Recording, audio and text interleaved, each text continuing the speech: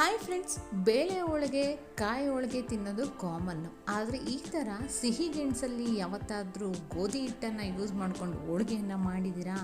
ಮಾಡಿಲ್ಲ ಅಂತಂದರೆ ಮಿಸ್ ಮಾಡಿದೆ, ಇವಾಗಲೇ ಮಾಡಿ. ಹೆಲ್ತಿಗಂತೂ ತುಂಬಾ ಬೆನಿಫಿಟ್ಸ್ ಇದೆ ಈ ಗೆಣಸಿನಿಂದ. ಫಸ್ಟು ಇಲ್ಲಿ ಗೋಧಿ ಹಿಟ್ಟನ್ನು ಕಲಿಸ್ಕೊಂಡು ಇಟ್ಬಿಡೋಣ.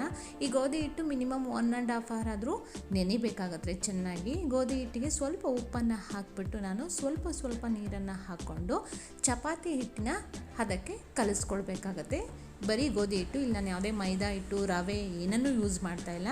ನೋಡಿ, ಈ ಹದಕ್ಕೆ ನೀವು ಗೋಧಿ ಹಿಟ್ಟನ್ನು ಕಲಿಸ್ಕೊಂಡ್ರೆ ಆಗುತ್ತೆ. ಸೇಮ್ ಚಪಾತಿಗೆ ಹೇಗೆ ಕಲಿಸ್ತೀರ ಅದೇ ರೀತಿ ಕಲಸಿ ಇಟ್ಬಿಡಿ. ಮೇಲ್ಗಡೆ ಹಿಟ್ಟು ಒಣಗಬಾರ್ದು ಅಂತ ಒಂದು ಅರ್ಧ ಟೇಬಲ್ ಸ್ಪೂನ್ ಎಣ್ಣೆಯನ್ನು ಹಾಕಿಬಿಟ್ಟು ಅದಕ್ಕೆ ಮೇಲ್ಗಡೆ ಹಚ್ಚಿಬಿಟ್ಟು ಇಡ್ತಾಯಿದ್ದೀನಿ. ಮಿನಿಮಮ್ 1.5 ಗಂಟೆ ಆದರೂ ಹಿಟ್ಟು ನೆನ್ಕೊಂಡು ಬಿಡಲಿ. ಅದಾದಮೇಲೆ ನಾನಿಲ್ಲಿ ಒಂದು ಅರ್ಧ kg ಗೆಣಸಿತ್ತು. ಅದನ್ನು ನೀಟಾಗಿ ತೊಳ್ಕೊಂಡು ಚಿಕ್ಕ ಪೀಸಾಗಿ ಕಟ್ ಮಾಡಿ ಹಾಕೊಳ್ಳೋಣ. ಚಿಕ್ಕ ಪೀಸ್ ಕಟ್ ಮಾಡೋದ್ರಿಂದ ಬೇಗನೆ ಬೇಯುತ್ತೆ. ಹಾಗಾಗಿ ಚಿಕ್ಕ ಪೀಸನ್ನು ಕಟ್ ಮಾಡಿಕೊಂಡು ಒಂದು ಕುಕ್ಕರಿಗೆ ಹಾಕ್ಬಿಟ್ಟು ಸ್ವಲ್ಪ ಉಪ್ಪನ್ನು ಹಾಕಿ, ಜಾಸ್ತಿ ಹಾಕ್ಬಿಡಿ, ಸ್ವಲ್ಪ ಉಪ್ಪನ್ನು ಹಾಕ್ಬಿಟ್ಟು ಒಂದು 4 ವಿಷಲ್ ಆದರೂ ನೀವು ಬರ್ಸ್ಕೊಳ್ಬೇಕಾಗುತ್ತೆ.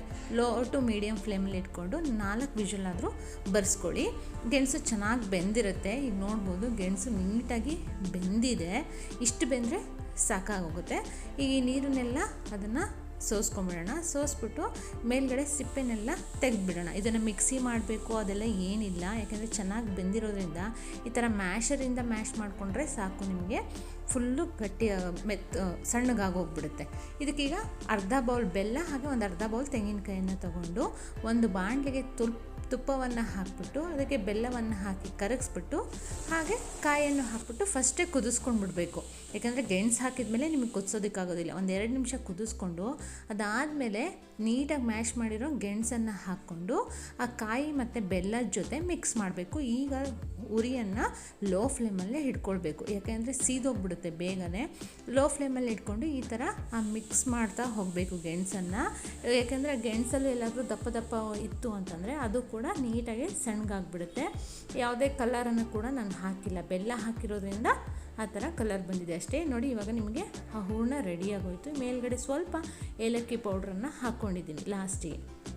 ಗೆಣಸನ್ನು ಹಾಕಿ ಒಂದು 2 ನಿಮಿಷ ನೀವು ಮಿಕ್ಸ್ ಮಾಡಿಕೊಂಡ್ರೆ ಸಾಕಾಗುತ್ತೆ. ನೋಡಿ ಎಷ್ಟು ಸಣ್ಣಗಾಗಿದೆ. ಸೇಮ್ ಬೇಳೆ ಹೋಳಿಗೆ ಹೂರಣ ಹೇಗೆ ಬರುತ್ತೆ ಅದೇ ಥರನೇ ಕಾಣಿಸ್ತಿದೆ. ಈಗ ಇದನ್ನ ಎತ್ತಿಟ್ಬಿಟ್ಟು ತಣ್ಣಗಾಗೋಕ್ಕೆ ಬಿಟ್ಬಿಡಬೇಕು.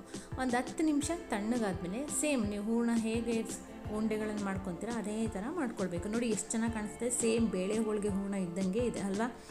ಸೊ ಈಗ ಎಲ್ಲ ನಾನು ಆ ಗೆಣಸನ್ನೆಲ್ಲ ಈ ಥರ ಉಂಡೆಗಳನ್ನಾಗಿ ಮಾಡ್ಕೊಳ್ತೀನಿ. ಆ ತುಪ್ಪ ಕಾಯಿ ಎಲ್ಲ ಹಾಕಿರ್ತೀವಲ್ಲ, ಟೇಸ್ಟ್ ಮಾತ್ರ ಸಖತ್ತಾಗಿರುತ್ತೆ.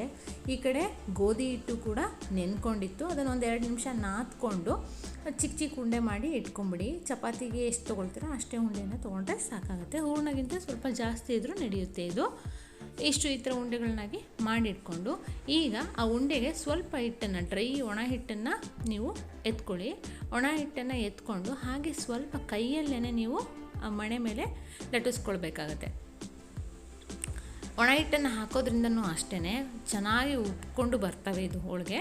ಹಾಗಾಗಿ ಒಣ ಹಿಟ್ಟಲ್ಲೇ ಅದನ್ನು ಮಾಡಿಕೊಂಡು ರೆಡಿ ಇರೋ ಸಿಹಿ ಗೆಣಸಿನ ಹೂರಣವನ್ನು ಅದರಲ್ಲಿ ಇಟ್ಬಿಟ್ಟು ನೀಟಾಗಿ ಫೋಲ್ಡ್ ಮಾಡ್ಕೊಳ್ಳಿ. ಹೊರಗಡೆ ಬರೋದು ಬೇಡ. ಆ ಥರ ಫೋಲ್ಡ್ ಮಾಡಿಕೊಂಡು ಎಕ್ಸ್ಟ್ರಾ ಹಿಟ್ಟಿತ್ತು ಅಂದರೆ ತೆಗಿಬೋದು, ಇಲ್ಲಾಂದರೆ ಅಲ್ಲೇ ಅಡ್ಜಸ್ಟ್ ಮಾಡ್ಬೋದು.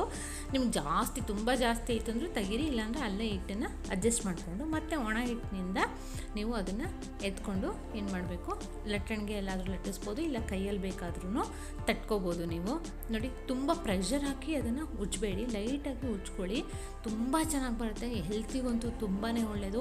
ಈವನ್ 6 ತಿಂಗಳು ಮೇಲ್ಪಟ್ಟು ಮಕ್ಕಳಿಗೂ ಕೂಡ ಇದನ್ನು ತಿನ್ನಿಸಿದ್ರು ಅಂತೂ ತುಂಬಾ ವೆಯ್ಟ್ ಗೇನ್ ಆಗುತ್ತೆ. ತುಂಬ ಹೆಲ್ತಿ ಕೂಡ ಅದು. ಈ ಥರ ಸ್ವಲ್ಪ ದಪ್ಪಗೇನೆ ಲಟ್ಟಿಸ್ಕೊಂಬಿಡಿ ಇದನ್ನು ಪೂರ್ತಿ.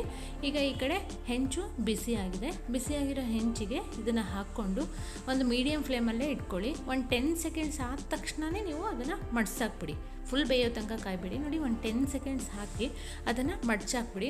ಹಾಕಿದ ತಕ್ಷಣವೇ ನೋಡ್ಬೋದು ಇಲ್ಲಿ ಯಾವ ರೀತಿಯಾಗಿ ಉಬ್ಬಿಕೊಂಡು ಲೈಕ್ ಫುಲ್ಕಾ ಥರ ನಿಮಗೆ ಈ ಹೋಳಿಗೆ ರೆಡಿಯಾಗುತ್ತೆ. ಟೇಸ್ಟು ಕೂಡ ಅಷ್ಟೇ ಸಖತ್ತಾಗಿರುತ್ತೆ. ಎಷ್ಟು ಚೆನ್ನಾಗಿ ಉಪ್ತಾ ಇದೆ ನೋಡಿ ಅಲ್ಲಿ ಹೋಳಿಗೆ, ಹೌದಲ್ಲ? ನೋಡ್ತಿದ್ರೇ ತಿನ್ನಬೇಕು ಅನಿಸುತ್ತೆ. ಮೇಲ್ಗಡೆ ಸ್ವಲ್ಪ ತುಪ್ಪವನ್ನು ಹಾಕ್ಕೊಂಡು ಎರಡು ಕಡೆನೂ ಬೇಯಿಸ್ಕೊಳ್ಳಿ. ನಿಜವಾಗ್ಲೂ ನೀವು ಲೈಫಲ್ಲಿ ಮರೆಯಲ್ಲ, ಅಷ್ಟು ಚೆನ್ನಾಗಿರುತ್ತೆ. ಯಾವುದೇ ಮೈದಾ ಇಲ್ಲ, ಏನಿಲ್ಲ, ಗೋಧಿ ಹಿಟ್ಟಿಂದಲೇ ಮಾಡೋದು. ಈ ಥರ ಎಲ್ಲ ಹೋಳಿಗೆನೂ ನೀವು ರೆಡಿ ಮಾಡಿ ಇಟ್ಕೊಳ್ಬೋದು. ಇದನ್ನು ಈಗ ಹೆಂಗೂ ಮಾವಿನ ಹಣ್ಣಿನ ಸೀಸನ್ ಅಲ್ವಾ, ಮಾವಿನ ಹಣ್ಣಿನ ಸೀಕರಣೆಯನ್ನು ಮಾಡಿಕೊಂಡು ಕೂಡ ತಿಂದರೆ ಮಾತ್ರ ಸಖತ್ತಾಗಿರುತ್ತೆ. ಮಾವಿನ ಹಣ್ಣಿನ ಸೀಕರಣೆ ಜೊತೆ ಇದು ಅಷ್ಟು ಸ್ವೀಟ್ ಇರೋದಿಲ್ಲ, ಹಾಗೆ ಮಾವಿನ ಹಣ್ಣಿನ ಸೀಕರಣೆ ಸ್ವಲ್ಪ ಸ್ವೀಟ್ ಇರುತ್ತಲ್ಲ, ಸಖತ್ತಾಗಿರುತ್ತೆ ಮಾತ್ರ ಇದು ಟೇಸ್ಟ್ ಮಾತ್ರ. ನೋಡಿ ಎಲ್ಲ ಹೋಳಿಗೆನೂ ರೆಡಿ ಮಾಡ್ಕೊಂಡಿದ್ದು ಎಷ್ಟು ಸಾಫ್ಟಾಗಿ ಬರುತ್ತೆ ಅಂದರೆ ಯಾರು ನಂಬೋದೇ ಇಲ್ಲ ಇದು ಗೆಣಸಿನ ಹೋಳಿಗೆ ಅಂಥೇಳಿ, ಅಷ್ಟು ಚೆನ್ನಾಗಿರುತ್ತೆ.